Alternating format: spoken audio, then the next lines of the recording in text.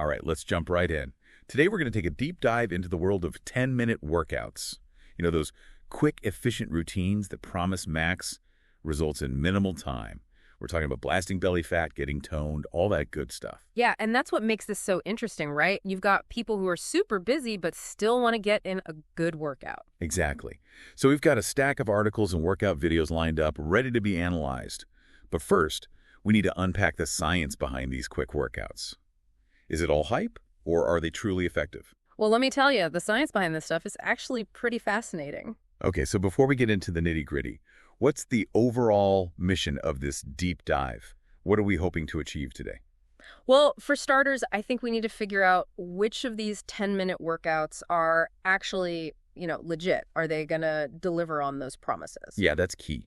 And of course, we want to understand how these workouts work, right? Like, what's going on inside our bodies when we do these intense bursts of exercise? Exactly. I mean, some of these sources, they compare HIIT workouts to sprinting. Short, intense bursts of energy, right? Totally different than going for a long jog. So it's about tapping into a different energy system. Yeah, exactly. Using stored fuel instead of oxygen.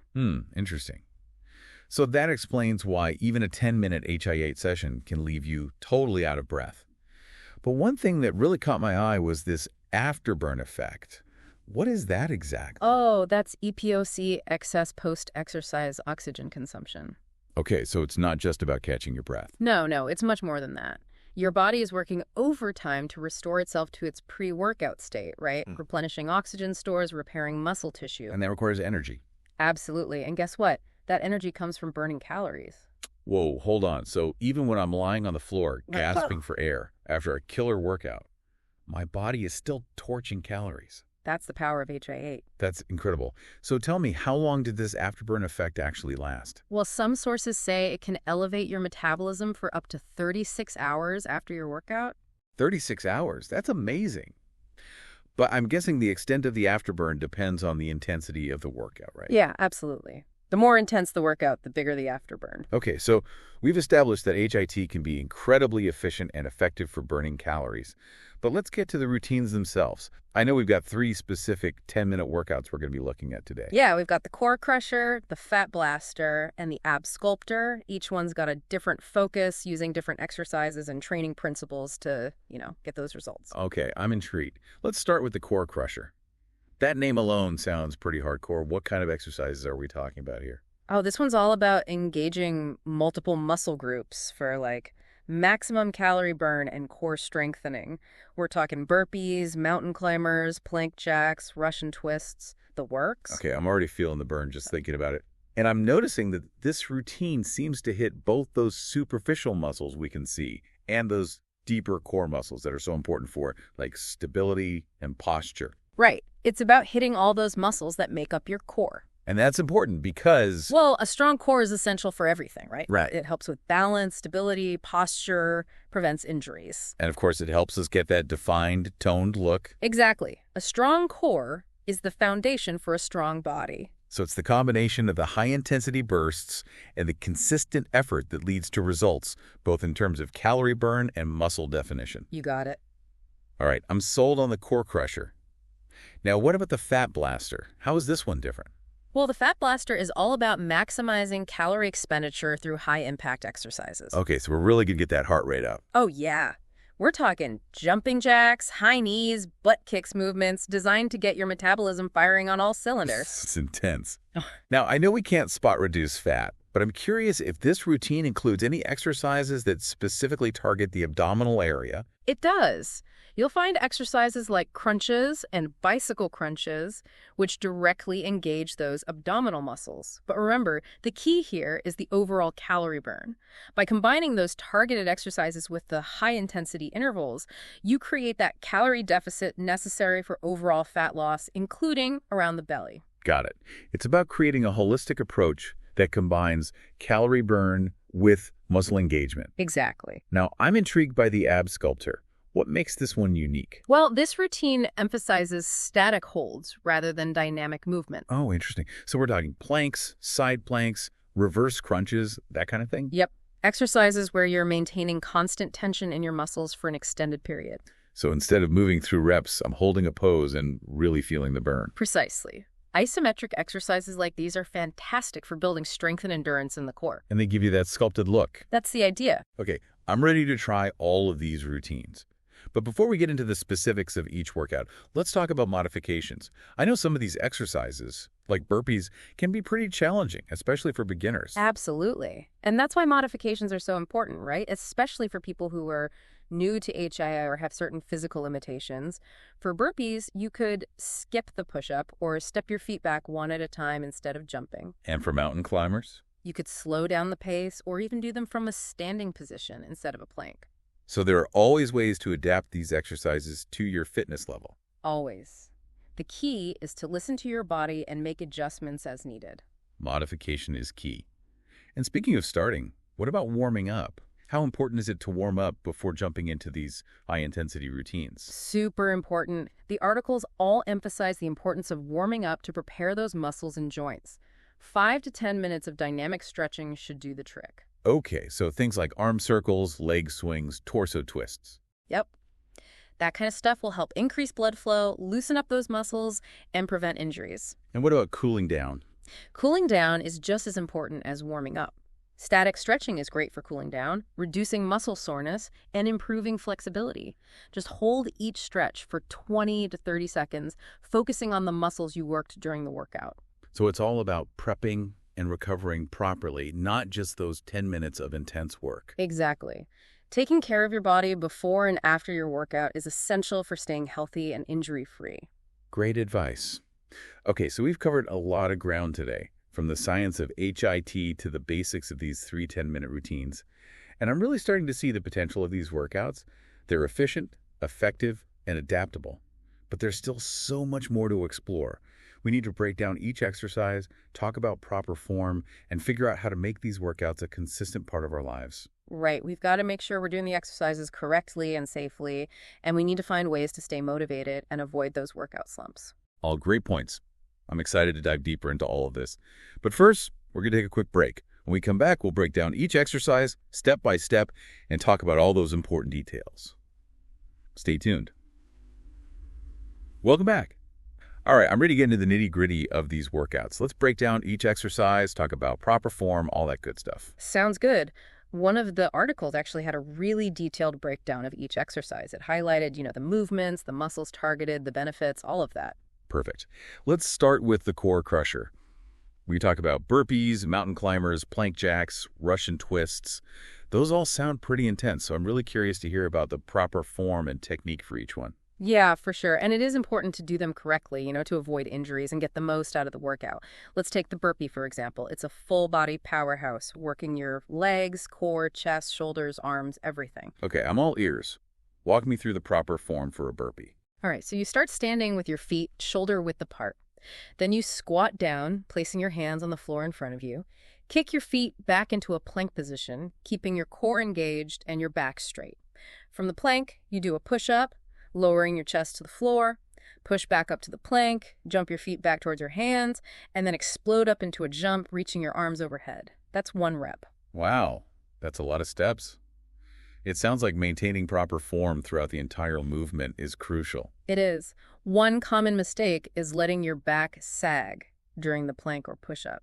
That can put a lot of strain on your lower back. And I'm guessing it makes the exercise less effective too. Exactly. You really want to keep that core engaged the whole time to protect your spine and, get the most out of the exercise. So it's not just about speed, it's about control and precision. Absolutely. Okay, what about mountain climbers? They seem like a killer way to target the abs while also getting a cardio workout. They are. And they work your shoulders and hip flexors too. The key here is to maintain a straight line from your head to your heels. As you alternate, bringing your knees towards your chest, like you're running in a plank position. Got it. So avoid rocking side to side and keep that core engaged. You got it. Now, what about plank jacks? They seem like a fun twist on the classic plank. They are. They add a little cardio element to your plank, So you start in a plank position and then you jump your feet out wide like you're doing a jumping jack and then jump them back together. And again, I'm guessing keeping that core engaged is key. Absolutely. You don't want your lower back arching. Okay, and finally, Russian twists. Those seem like a great way to target the obliques. They are, and you can do them with or without a weight. The key is to maintain a straight back and engage your core as you twist your torso from side to side. So it's not just about swinging the weight back and forth. Nope. It's about controlled, deliberate movements, really engaging those core muscles. Awesome. Now, we talked about adapting burpees for beginners, but what about modifications for the other core crusher exercises? For mountain climbers, you can slow down the pace or even do them standing up instead of in a plank. For plank jacks, you could step your feet out one at a time instead of jumping. And for Russian twists, you can reduce the weight or just use your body weight. It's great that there are so many ways to modify these exercises. Everyone can participate, no matter their fitness level. Exactly. It's all about making these workouts accessible to everyone. Now let's move on to the Fat Blaster. What are some form tips for exercises like jumping jacks, high knees, and butt kicks? Well, for jumping jacks, you want to land softly with your knees slightly bent. Keep your core engaged to protect your lower back. So it's not just about flailing your arms and legs around. Nope. Controlled, intentional movements are key. What about high knees? I always feel a little uncoordinated doing those. Yeah, they can be tricky. The key is to drive your knees up towards your chest, keeping your back straight and your core engaged. You can pump your arms for momentum and balance. Okay, so like a power skip. And butt kicks seem pretty straightforward, right? Yeah, they are. Just make sure you keep your back straight and avoid arching your lower back. You should feel a gentle stretch in your hamstrings. Got it. Controlled movements, core engagements, those seem to be the recurring themes here. You're catching on. Now, what about modifications for the Fat Blaster routine? You can always modify the intensity, reduce the speed, the range of motion. For jumping jacks, you could step out instead of jump. For high knees, you could march in place. For butt kicks, you could just walk backwards, bringing your heels toward your glutes. So many options. I love it. Okay, let's move on to the ab sculptor. This one's all about isometric exercises, right? Planks, side planks, reverse crunches. Right. And with isometric exercises, form is super important. For planks, you want to create a straight line from head to heels, engaging your core, glutes, and quads. Okay, so no sagging in the middle. Exactly. Imagine you're pushing the floor away from you to maintain that straight line. That's a great image. What about side planks? Any tips for those? With side planks, you want to stack your hips and shoulders vertically, engaging your core to prevent your body from sagging. If you need to modify, you can place your bottom knee on the ground for support. I'll definitely be doing that. And what about reverse crunches? For reverse crunches, you want to lift your hips off the ground, using your core muscles to curl your pelvis towards your rib cage. Avoid using momentum or swinging your legs. So control is key, as always. Always. Now, can these isometric holds be modified for different fitness levels? Of course. For planks, you can hold the position for a shorter time or drop to your knees. For side planks, you can use that knee modification or even do them against a wall. And for reverse crunches, you can do them on an incline bench. Wow, so many ways to adapt these exercises. Yep, we want everyone to be able to do these workouts safely and effectively. That's great. Now, I want to circle back to progressive overload. We talked about it earlier, but how does it apply to these 10-minute routines? Right, so progressive overload is all about challenging your body to keep seeing results. As you get stronger, you need to increase the intensity or difficulty of your workouts. So how do we do that with these routines? Do we just add more reps? You can add more reps, decrease the rest periods, or even try more challenging variations of the exercises. Like once you can do regular burpees, you could try burpees with a push-up. Ah, okay. So always pushing those boundaries. Exactly. I'm really seeing how effective these 10-minute workouts can be. They're great, right? But let's be real, fitting in regular workouts can be a challenge. That's true for everyone. So what are some tips for incorporating these 10-minute routines into our busy lives? Well, one thing you can do is treat it like any other important appointment. Schedule it into your day and make it non-negotiable. So if I know I have 10 minutes free at lunchtime, I should block that time off for my workout. Exactly. Make it a priority. But what about motivation? How do I stay motivated and avoid skipping workouts? One of the best ways to stay motivated is to track your progress. Seeing how far you've come can be really inspiring. But it's not just about the number on the scale, right? Right. Muscle weighs more than fat, so the scale doesn't always tell the whole story. Take progress photos, measure your waist circumference, or just pay attention to how your clothes fit. And those non-scale victories too, right? Like being able to do more reps or hold a plank for longer. Exactly. Those are all signs of progress. I love that. It's not just about shrinking our waistlines. It's about feeling stronger and more confident. Absolutely. Now, something that really struck me was how much emphasis the sources put on the mental aspect of HIIT. It's not just a physical challenge, it's a mental one, too. You're right, it is. Those intense bursts of effort, they require mental toughness, focus, discipline. It's about pushing through discomfort and proving to yourself that you can do hard things. It's like building mental resilience. Exactly. And that can benefit you in so many areas of life. Wow. I never thought of it that way. So it's not just about transforming our bodies. It's about transforming our minds, too. I love that. This has been so insightful. I feel like I have the knowledge and motivation to make these 10-minute workouts a part of my life. That's great to hear. Just remember to find what works for you, listen to your body, and enjoy the journey. I will. Okay, so we've covered a lot of ground today. From the science behind HIIT to the importance of proper form, modifications, progressive overload, and even the mental benefits of these workouts. But now it's time to put all of this knowledge into action. That's right. Get out there, try these workouts, and see for yourself how effective they can be. Thanks for joining us on this deep dive into 10-minute workouts. Until next time, keep moving and keep pushing yourself to new heights. So we've talked about the science, broken down those awesome routines, and even how to modify them. But now, how do we actually make these workouts, these 10-minute workouts, a regular thing, you know? Yeah, that's the real challenge for a lot of people, right? Finding the time, the motivation.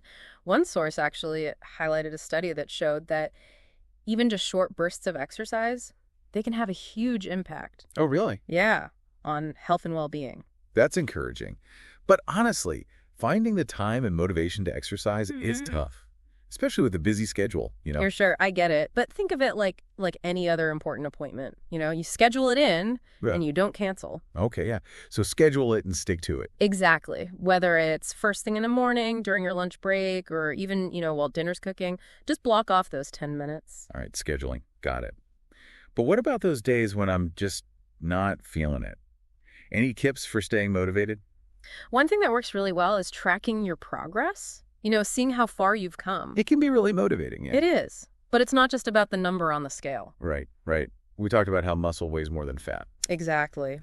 So what are some other ways we can track our progress? Well, what about taking progress photos? Yeah, that's a good one. Or measuring, like, waist circumference? And just paying attention to how clothes fit.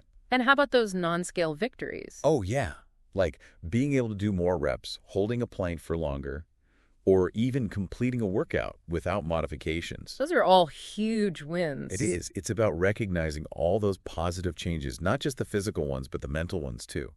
Like feeling stronger, more energized, more confident. For sure. And remember, this is a journey. It is. It's not about being perfect every day. Some days are better than others. Exactly. Some days you nail it and some days you struggle. Just keep moving forward, celebrate those wins, and be kind to yourself. Well said.